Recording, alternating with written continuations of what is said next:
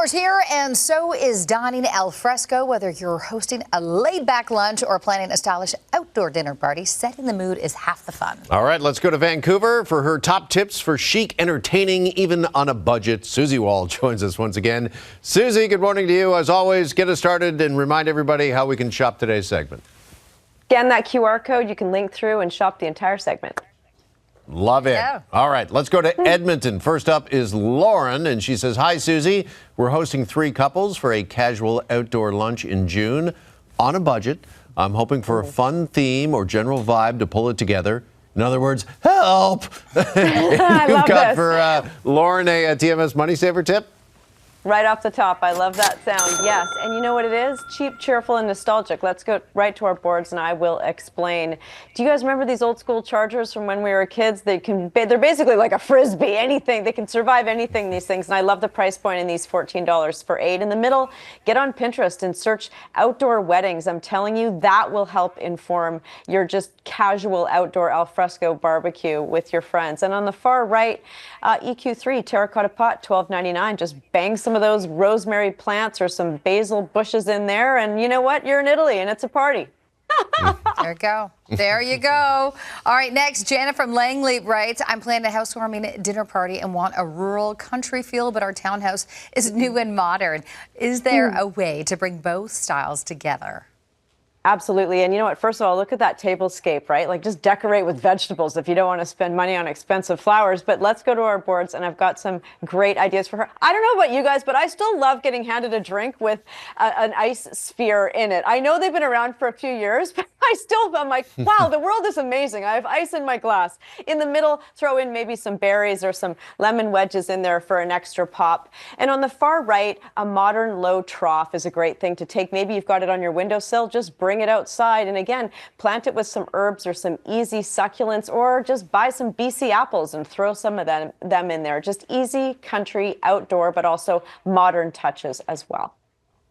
All right, and finally, we're going to Kingston, Ontario for Peter, who wrote in and says, "We've got a large back deck with a long high-top table, but no chairs yet, and we're super exposed to our neighbors on one side. So any quick fixes to screen things in for summer entertaining?" Thank you for this, Peter. One of my favorite towns in this country. I love K-Town. Yes, I've got some great ideas for you. You know what? Privacy screens are a big deal, especially here in Vancouver with condos and townhouses and people in close proximity. I found this privacy screen. It's called the Linear. It's from a Canadian company called Veridec. It arrives to you unrusted, so it will sort of age to that Sedona style of patina, which I think is very modern and cool. A lot of screens are pretty ornate, so this one I liked how sort of symmetrical and architectural it was. In the middle, a Tolex dupe. Of course, the iconic silhouette of that bistro chair that's stackable. I leave mine outside. This is from HCD in Toronto for $79. Far right, bistro cushions. I own these exact 4. They're exactly that kind of linen tone. They've got an elastic underneath. $66 for 4. I absolutely love them.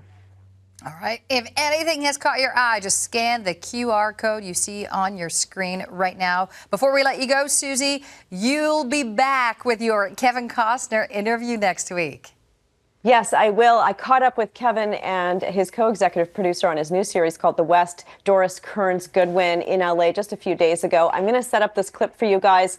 I was a tennis coach in Whistler at a large hotel in the early 90s during university, and they asked me to pitch in housekeeping to do turn-down service for a few nights.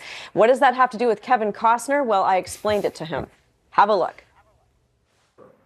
Kevin, I have a confession to tell you about Dances with Wolves. I watched it in 1991 on pay-per-view. It was my first night working turn-down service at a hotel. What? And we figured out that if we charged each room with Dances with Wolves as we moved through the hotel and did our work, that we could watch the film in its entirety. It was my first and last shift. That was great. That's great. But it's nice to see you in the flesh at a hotel all these years later. So, Doris... we were meeting in a lot of rooms, weren't we? Yes, we were. Yeah. Doris. This blonde's following me. Oh, yes, I am. And they had, there's a shot of Kevin and me from the screening party that night in Hollywood. So look for that interview next week. But we had a really good time, let me tell you. Yes. Yeah. I think Kevin was blushing there. I don't know. I think he was blushing. I was. So. Yeah.